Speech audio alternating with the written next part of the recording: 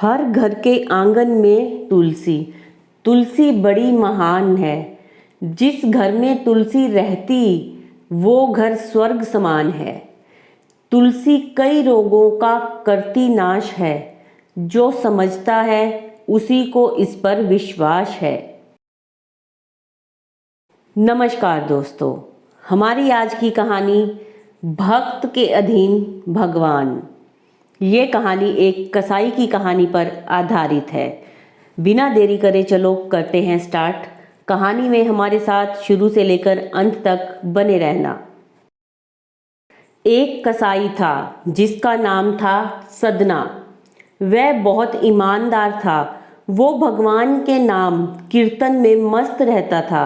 यहाँ तक कि मांस को काटते बेचते हुए भी वह भगवान का नाम गुनगुनाता रहता था। एक दिन वह अपनी ही धुन में कहीं जा रहा था कि उसके पैर से कोई पत्थर टकराया। वह रुक गया। उसने देखा एक काले रंग के गोल पत्थर से उसका पैर टकरा गया है। उसने वह पत्थर उठा लिया और जेब में रख लिया, यह सोचकर कि यह मांस तौलने के काम आएगा। वापिस आकर उसने वह पत्थर मांस के वजन को तौलने के काम में लगाया।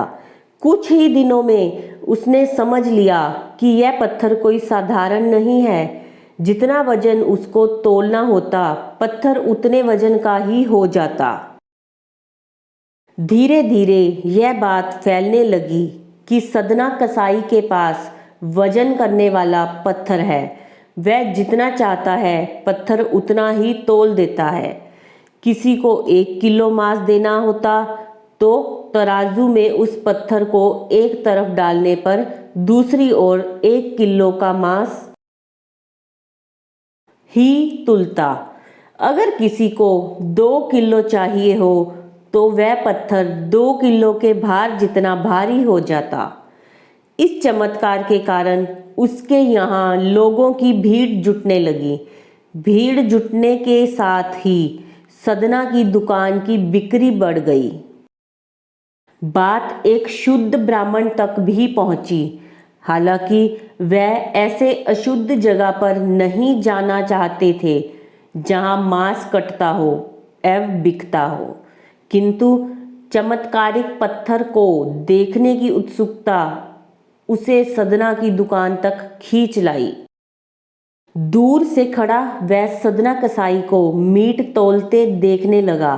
उसने देखा कि कैसे वह पत्थर हर प्रकार के वजन को बराबर तौल रहा था। ध्यान से देखने पर उसके शरीर के रोंगटे खड़े हो गए।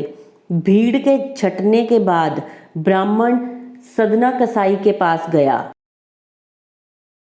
ब्राह्मण को अपनी दुकान में आया देखकर सदना कसाई प्रसन्न भी हुआ और आश्चर्यचकित भी।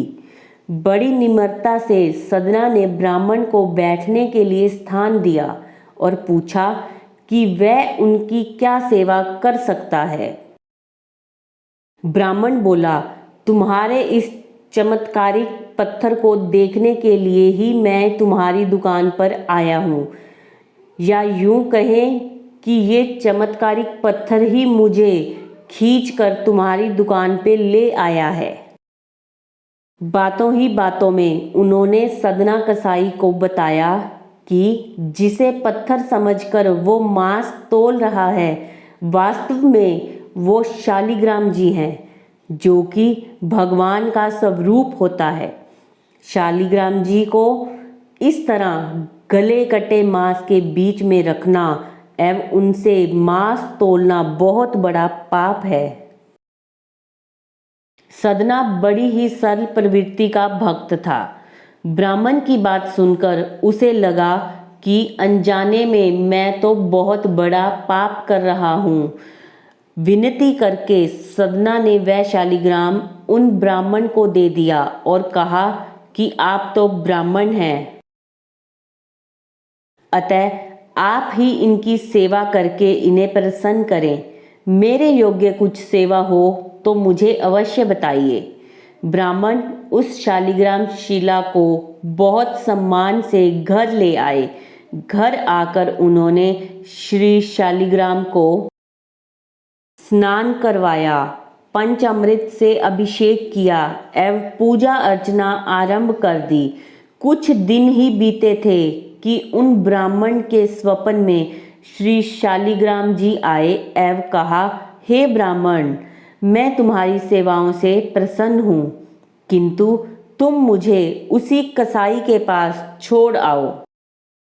स्वप्न में ही ब्राह्मण ने कारण पूछा तो उत्तर मिला कि तुम मेरी अर्चना पूजा करते हो, मुझे अच्छा लगता है, परंतु जो भक्त मेरे नाम का गुणगान कीर्तन करते रहते हैं उनको मैं अपने आप को भी बेच देता हूँ।